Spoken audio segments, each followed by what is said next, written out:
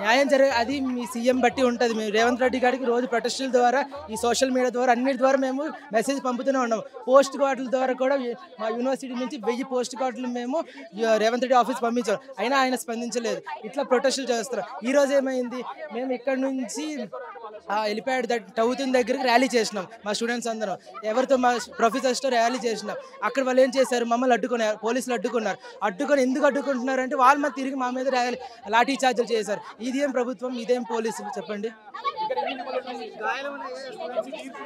Students గాయాలు లోపల గాయాలు అయితే బయటికి కనబడిన గాయాలు. లేదండి, గవర్నమెంట్ ల్యాండ్ కాదండి, అది గవర్నమెంట్ పేరుకి మొత్తం పోలేదు. అది యూనివర్సిటీ ల్యాండ్. యూనివర్సిటీ ల్యాండ్ ఆ కోర్టులో కేసు కొట్టేయంగానే అది యూనివర్సిటీకి చెందాలి. కానీ తెలంగాణ గవర్నమెంట్ మధ్యలో వచ్చి ల్యాండ్ మాది అనేసి వాళ్ళు ఫైట్ చేస్తున్నారు. బట్ మేము కూడా ఊకము. మాకు ల్యాండ్ మాది, మాకు వచ్చేంత వరకు మేము ఫైట్ చేస్తుంటాం, స్ట్రైక్ చేస్తూనే ఉంటాం. న్యాయం జరగకపోతే రోడ్లు ఎక్కుతాం, బయటికి వస్తాం. ఈ గేట్లు ఎన్ని రోజులు మాకు ఆపలేం. పీస్ఫుల్ గా ప్రొటెస్ట్ చేస్తున్నాం కాబట్టి గేట్ లోపల ఉన్నాం. ఒక్కసారి మాకు కోపం వచ్చిందనుకో గేట్లని తెక్కుని బయటికి రోడ్డు మీదకి వస్తాం. రోడ్డు మీదకి వచ్చి ధర్నా చేస్తాం. మాకు న్యాయం జరిగేంత వరకు ఎవరిని వదలం.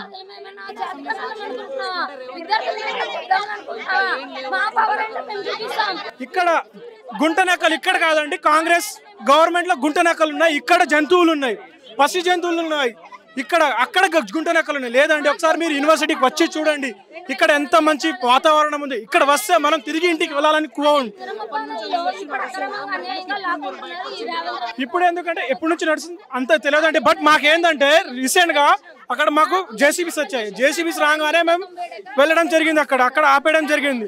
సో ఫస్ట్ ఒక 5-6 జేసీబీలు వచ్చాయి. తర్వాత మెల్లమెల్లగా ఇంక్రీజ్ చేశారు. ఇప్పుడు 100 జేసీబీ నడుస్తున్నాయి. డే అండ్ 24 hours నడుస్తున్నాయి. అక్కడ అన్ని చెట్లు కొట్టేసినాయి. కొన్ని 100 సంవత్సరాల నుంచి ఉన్న చెట్లు అక్కడ కొట్టేశారు. కొన్ని 100 సంవత్సరాల నుంచి అక్కడ ఒక స్టోన్స్ ఐకానిక్ స్టాచ్యూస్ ఉన్నాయి, అవి కూడా కొట్టడం జరుగుతుంది. ఇది చాలా రోజులు జరుగుతుంది. అంటిల్ మాకు జస్టిస్ జరిగేంత వరకు మీకు జరుగుతూనే ఉంటుంది. లేదండి, ఇక్కడ మాకు ఎవరు గైడెన్స్ ఇవ్వాల్సిన అవసరం లేదు. స్టూడెంట్స్ తెలుసు ఏం చేయాలి, ఎప్పుడు చేయాలి, ఎలా చేయాలి. మాకు అంతా మాది మేము ఓన్గానే చేస్తున్నాం. జస్ట్ వాళ్ళు సపోర్ట్ చేస్తున్నారు తప్ప ఎలాంటి గైడెన్స్ ఇస్తలేరు. ఇట్లా చేయండి, అట్లా చేసి అంతా స్టూడెంట్స్ ఏబీవీపీ చేసుకుంటుంది. లేదండి, పోలీస్ మీద రాళ్ళు కాదు, అసలు పోలీసులతో టచ్ కూడా చేయలేము. పోలీసులే చాలా అసభ్యంగా ప్రవర్తిస్తున్నారు స్టూడెంట్స్ పట్ల. మేమన్నా దొంగలమా, దోపిడీదారులమా, లేదా టెర్రరిస్టులమా? ఇట్లా తీవ్రంగా మా మీద అటాక్ చేయడానికి చాలా దారుణంగా కొడుతున్నారు ఒక్కొక్క స్టూడెంట్స్. చాలా కావాలంటే ప్రూఫ్స్ ఉన్నాయి, వీడియోస్ ఉన్నాయి, మీకు చూపిస్తాను నేను.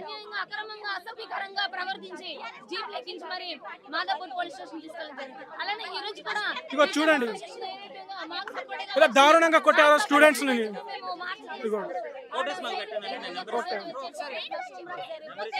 వీడియోస్ ఉన్నాయండి, చాలా దారుణంగా కొట్టారండి స్టూడెంట్స్ ని. అమ్మాయిలను చూడకుండా, అబ్బాయిలు చూడకుండా, male police, females, ladies students ని కొడుతున్నారండి ఎక్కడంటే అక్కడ. మాకు జస్టిస్ జరిగేంత వరకు మేము పోరాడుతూనే ఉంటాం. మాకు జస్టిస్ కావాలి, మా ల్యాండ్ మాకు కావాలి. డీఫారెస్టేషన్ చేస్తున్నాం మేము రీఫారెస్టేషన్ చేసుకుంటాం. మా ల్యాండ్ మాకు ఇచ్చే వరకు మా యొక్క పోరాటం ఆగదండి.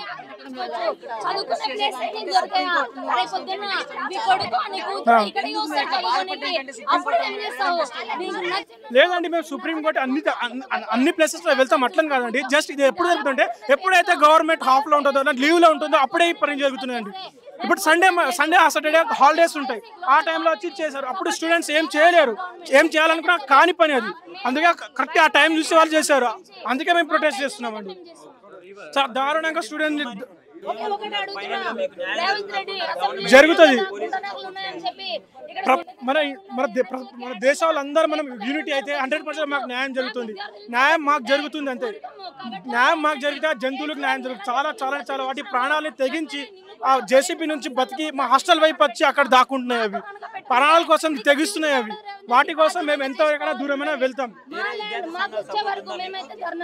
ప్రజెంట్ అయితే ఏబీవీపీ ఇక్కడ నుంచి యూనివర్సిటీ నుంచి ఏబీవీ మాత్రమే ఉందండి. ఏబీవీపీ ఒకటే గొడవ పడుతుంది. మాకు జస్టిస్ చేస్తున్నారు, గొడవ పడతాం. అది ఎన్ని రోజులైనా అన్యాయంగా ఏదైతే 400 ఎకరాలు లాక్కుందామని ప్రయత్నం చేస్తున్నారో మా ల్యాండ్ మాకు కావాలి అని చెప్పి మేము ధర్నా చేస్తున్నాం. శాంతియుతంగా ధర్నా చేస్తుంటే అన్యాయంగా అక్రమంగా వందలాది పోలీసులను పంపించి లాఠీ చార్జ్ చేపించి అమ్మాయిలను కూడా చూడకుండా లేడీ కానిస్టేబుల్స్ లేకుండా లాఠీ చార్జ్ చేపించి జుద్దు పట్టుకుని లాక్కొని పోయి జీబులెక్కించి మాధవపూర్ పోలీస్ స్టేషన్ తరలించడం జరిగింది. అయినా సరే దేనికైనా సిద్ధమంటూ మేమందరం స్టూడెంట్స్ అందరం irrespective of any political party, irrespective of any organisation మేమందరం ముందుకొచ్చి ఒకటిగా కలిసి మేము ఇక్కడ ధర్నా చేస్తున్నాం. అలానే ఈరోజు కూడా పేడ్ ఆర్టిస్టులు ఎవరు ఉన్నారు ఇక్కడ వచ్చి చెక్ చేసుకో. రేవంత్ రెడ్డి నువ్వే వస్తావా, శ్రీధర్ బాబుని పంపిస్తావా, బట్టి విక్రమార్కను పంపిస్తావా, ఎవరిని పంపిస్తావు నువ్వు పంపించుకో, వచ్చి చెకప్ చేయించుకో. గేట్ లోపల ఉన్న వాళ్ళందరూ రిజిస్టర్డ్ స్టూడెంట్సే. నీకు ఎంత దమ్ముంటే గుంట నగలు అని అంటావు. మేము గుంట నగల్లా కనిపిస్తున్నామా? క్యాంపస్ లో జింకలు లేవు, పులులు లేవు, సింహాలు లేవు, గుంట నగలు ఉన్నాయని అన్నావు. ఎవరు ఎన్ఎస్ఏ క్యాడర్ ఉంది ఇక్కడ గుంట నగలు వచ్చి చూడు. రేవంత్ రెడ్డి ఎన్ని మూగ జీవులు చనిపోతున్నాయి, మాటలు లేని మూగ జీవులు బిక్కుమంటూ చనిపోతున్నాయి. అయినా సరే ఈ బుల్డోజర్లు 50 పైన ఉన్నాయి. బుల్డోజర్లు ఓవర్ నైట్ 3 days నుంచి వరకు అవుతుంది. మేము ఇక్కడ ఎంత ధర్నా చేసినా సరే మాకు మాత్రం రిజల్ట్ రావట్లేదు.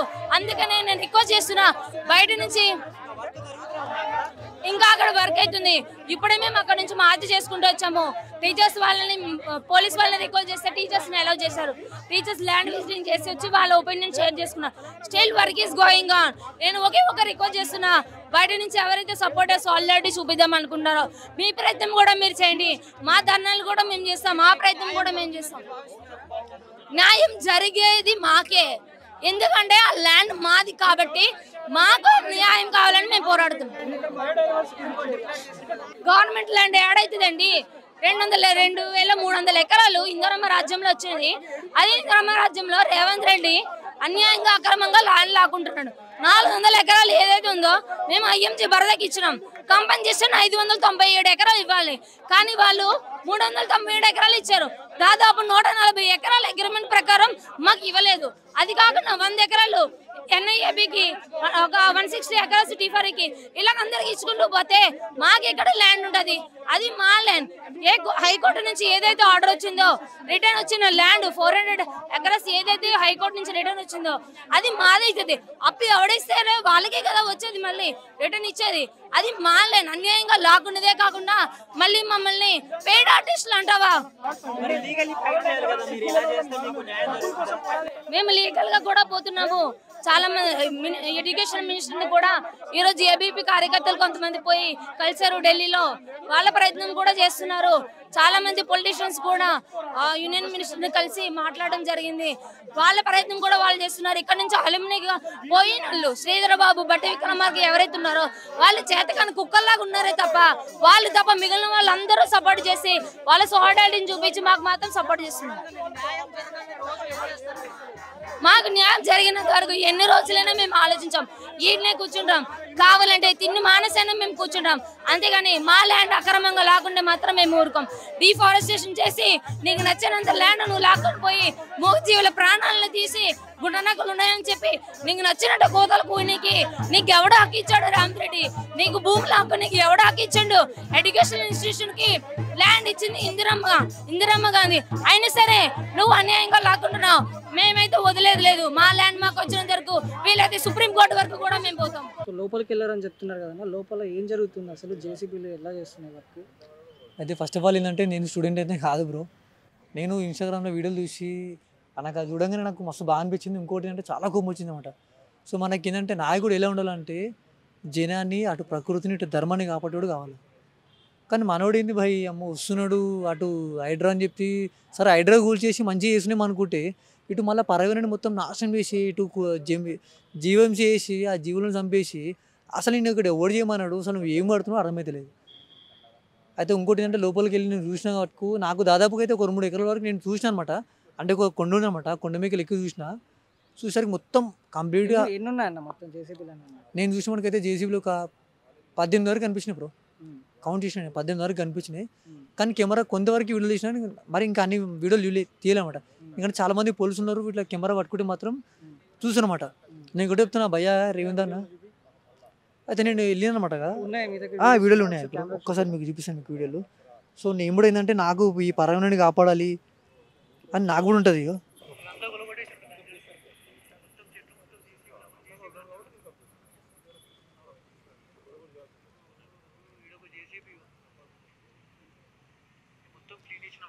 సో ఇలాంటి వీడియోలు ఇంకో ఉన్నాయి. నేను ఒకటి చెప్తున్నా అన్న రేవంత్ అన్న నీకు మంచిగా చెప్తున్నా. సో నువ్వు ఇప్పటికే చాలామందిని గెలిగేసినావు నువ్వు. సో నువ్వు ఇప్పుడు ఈ ప్రకృతి దగ్గరకు వస్తున్నావు. ప్రకృతి దగ్గరకు పోతే ఖచ్చితంగా చెప్తున్నా నీకు మంచిగా కాదు, మంచి జరగదు.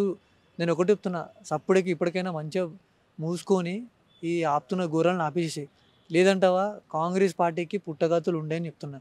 నాకు ఎవడు సపోర్ట్ లేడు. నాకు ఎవడు పేటీఎం బ్యాచ్ కాదు, నాకు ఎవడు పేడ్ ప్రమోషన్ ఇవ్వలేదు. నువ్వు పేడ్ ప్రమోషన్ నాకు తెలుసు, నువ్వు పేటీఎం బ్యాచ్ అని కూడా నాకు తెలుసు. ఒకప్పుడు నీ పేటీఎం బ్యాచ్ ఏ నుంచి స్టార్ట్ అయిందో కూడా నాకు తెలుసు. నువ్వు అలాంటి బ్యాచ్ని పట్టుకొని ఈ విద్యార్థులు చాలా కొట్లాడుతుంటే నువ్వు వాళ్ళని పేటీఎం బ్యాచ్ గుంట నక్కలు అని చెప్పి ఏదో ఇష్టం వచ్చినట్టు మాట్లాడుతున్నావు. అసలు నీకు మాట్లాడడానికి రాదని నాకు తెలుసు. నువ్వు ఎక్కువ చదువుకోలేని తెలుసు. నువ్వు ఒకప్పుడు ఒక పెయింటర్ ఆర్టిస్ట్ కూడా నాకు తెలుసు. నీ నక్క తోకదొక్కి నువ్వు ఈ సేమ్ అయినవో ఇట్లయినో తెలియదు. కానీ అసలు నీకు ఏం వచ్చానా నీకు ఒక మాట చెప్పు. నువ్వు 6 గ్యారంటీలు పెట్టినావు. 6 గ్యారంటీలు ఏ గ్యారంటీ పెట్టినావు అన్న? ఒక బస్సు ఒకటి పెట్టినావు తిరుగురు అని చెప్పి గాలికి తిప్పుతున్నావు నువ్వు అంతే. ఇంకా ఏదో ఫుట్బాల్ ఆడడానికి వచ్చినావు. ఇప్పుడు ఈ మూగజీవులతో నువ్వు ఫుట్బాల్ ఆడుకుంటున్నావు. తర్వాత నీకు కర్మ కాలి ఈ ప్రకృతి నీకు ఒక లెసన్ చెప్తుంది. చూడు ఖచ్చితంగా చెప్తున్నావు కదా, ప్రకృతి దగ్గరకు వచ్చినోడు ఆ ప్రకృతి తిరిగి నీకు ఏదో విధంగా నీకు ఒక మంచి గిఫ్ట్ ఇస్తుంది. నేను చెప్తున్నానా, దయచేసి చెప్తున్నా రేవంత్ అన్న నీకు రిక్వెస్ట్ చేస్తున్నా ప్లీజ్, నీకు దండం పెడతా. ఇప్పుడు లోపల ఇంత అరాచకం జరుగుతుంది, ఎంత ఘోరం జరుగుతుందంటే చూసినా నాకే కనీసం నీరు తిరుగుతున్నాయి. కోపం అయితే అసలు ఆగట్లేదు. నేను నిజంగా చెప్పాలంటే జేసీబీలు మొత్తం కొల్లి చెప్తాను. నేను ఒక్కనే వచ్చిన, నాకు ఎవడు పైసలు ఇచ్చి పోరా అని చెప్పి ఏ పార్టీ పరంగా రాలేదు. నేను ఒక్కనే వచ్చిన. జంతువులు అని ఒకటి చూసినా నా పాపం పాము అయితే ఒకటి చచ్చిపోయింది. నిజంగా చెప్తున్నా, దేవుని మెట్ట చెప్తున్నా, పాము అయితే ఒకటి చచ్చిపోయింది లోపల. నిజంగా చెప్తున్నా, చాలా అంటే చాలా బాధ అనిపించింది. ఎందుకంటే ఒక నాగసర్ప దోషం అంటున్నా, నీకు అన్ని సర్పాల దోషాలు నీకు తగులుతాయి. నీకు అన్ని జీవుల హింసలు నీకు శాపాలు నీకు తగులుతాయి. చెప్తున్నా నీకు చెప్తున్నా, టోటల్ ఫ్యామిలీ మీకు సంతోషంగా ఉండదు. నువ్వు ఇప్పుడు మంచిగా అనుకుంటున్నావు, కానీ నీకు ఒక రోజు వస్తుంది. నీ పదవి అయిపోయాక అప్పుడు అందరు కలిసి నీ పదవి నీ పని అయితే చేశారన్న. నేను కొల్లి చెప్తున్నా, నువ్వు ఇప్పటికైనా మంచిగా చెప్తున్నా, బంద్ చేసుకొని ఆ దేవుడికి దండం పెట్టి పోయి మన ఇక్కడ శ్రీకాళహస్తి పోయి నీకు ఆ దేవుడి పైన అభిషేకం చేయి.